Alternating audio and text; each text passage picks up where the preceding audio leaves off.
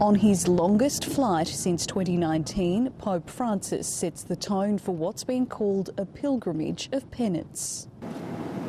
Stiamo attenti in questo viaggio che, come ha detto, è un viaggio penitenziale. Facciamolo con questo spirito. Knee pain forcing the 85-year-old to use a wheelchair as he arrived at Alberta Province's capital, Edmonton. A welcome ceremony at the airport with Prime Minister Trudeau before personally meeting First Nations leaders. But while the trip is aimed at advancing reconciliation, some are questioning it. It's been very unilateral, and we don't feel that it has been about survivors. It has been more about the church.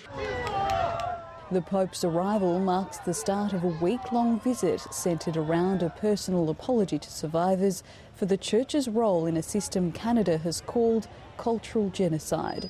Between 1881 and 1996, more than 150,000 Indigenous children were separated from their families and sent to residential schools run by the Catholic Church. Many children were starved, beaten and sexually abused. Over the past year, more than 1,300 unmarked graves have been discovered at the sites of the former schools. The people across this country, who I know have borne a wound, a cross that they have suffered with, in some cases for generations.